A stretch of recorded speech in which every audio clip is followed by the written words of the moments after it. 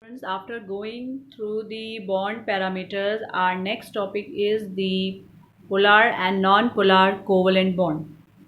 Now, what is a non-polar and non-polar covalent bond? For it, let us take two examples, and first we will sort out the difference between these two examples, right? So, if I have taken here example of a chlorine molecule, and here it is HCl molecule.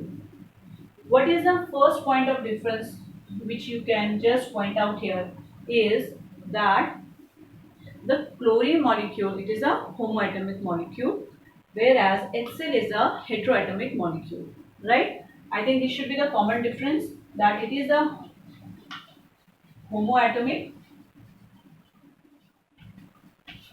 and this is the heteroatomic molecule.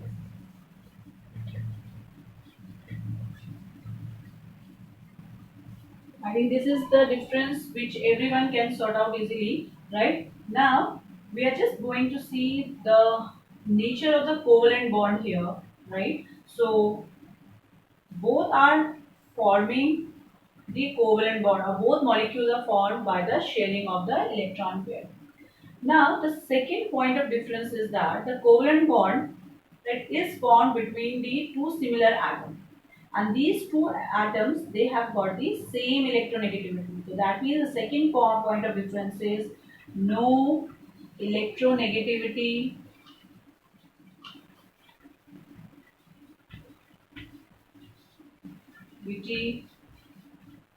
difference. These two atoms, they are the same as similar atoms, same atoms we can say, right? And they don't have any electronegativity difference, right? Whereas when we come to this molecule HCl, here you will find that chlorine is more electronegative. So that means here we have the electronegativity difference, right? So HCl, chlorine is more electronegative, so there is electronegativity differences there.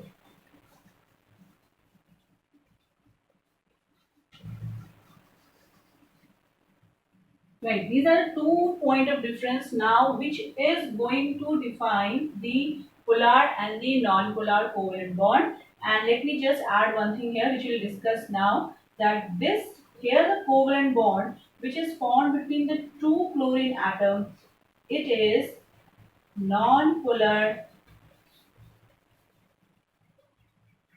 covalent bond,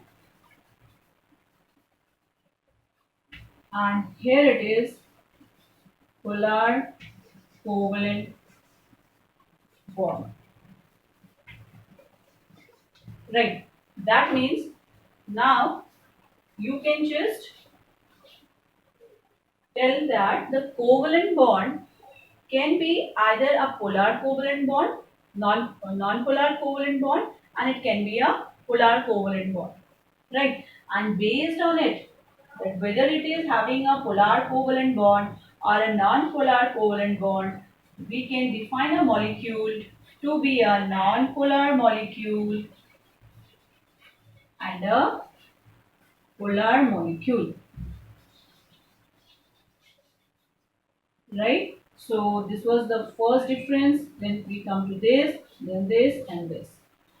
Now till here you have come to know that covalent bond, it can be a polar covalent bond and it can be a non-polar covalent bond, and we are going to define it as polar and non-polar depending upon the electronegativity difference between the two atoms, right? Now we will just discuss that what will happen or what happens when we have the two similar atoms which have no electronegativity difference. So students, we are going to discuss it in detail now, that how we are going to define this polar and non-polar molecule, right? So let's start with the chlorine molecule. So as I said that since there is no electronegativity difference, right?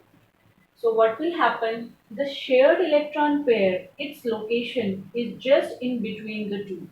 Now since there is no electronegativity difference, students, so the shared electron pair will be equally under the influence of the two atoms, two bonded atoms, right? So we can say that here, since no electronegativity difference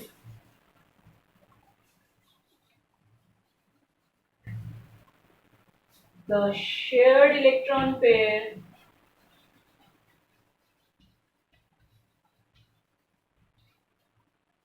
is exactly located in between the two atoms,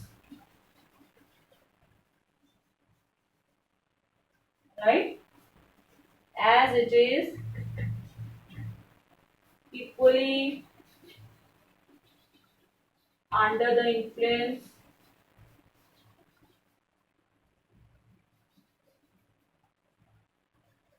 of the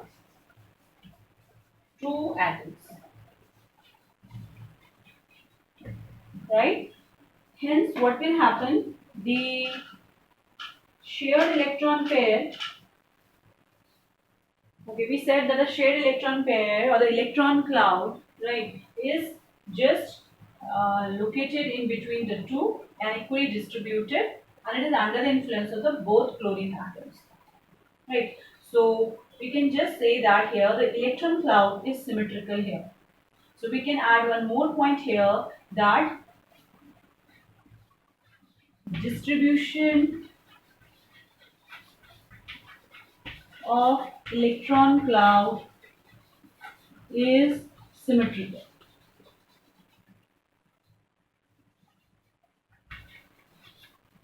Hence, no charge separation. Student, this is very important here.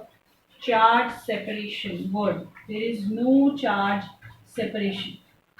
Right? So we can just take care that the chlorine atom, this is chlorine, right? And this is the electron cloud. It will be equally under the influence of the two. That means it will be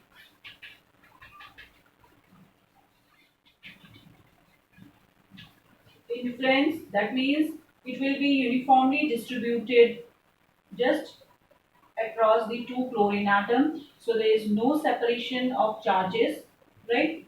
And hence we can say the molecule is a non-polar molecule, no pole formation, no pole formation. Student, this is also, we will just write after this,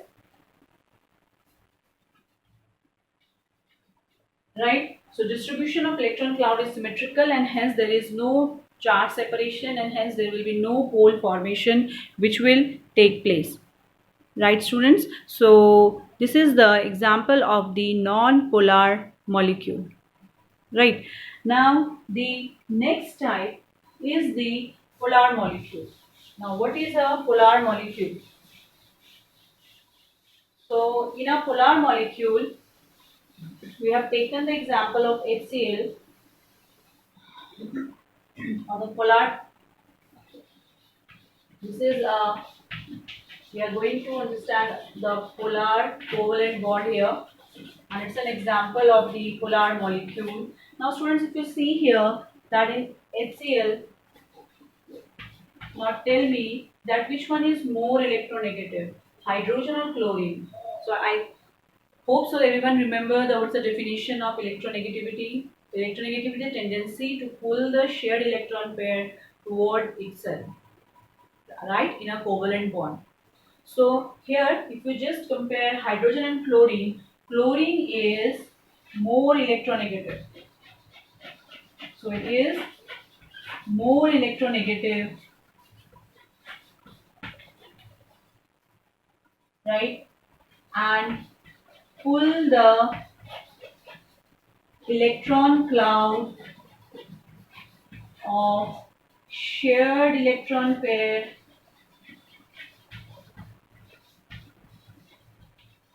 toward it cells. Hence, charge separation occurs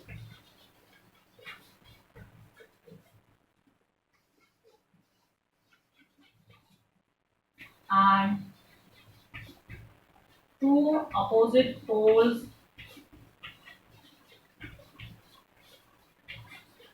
form.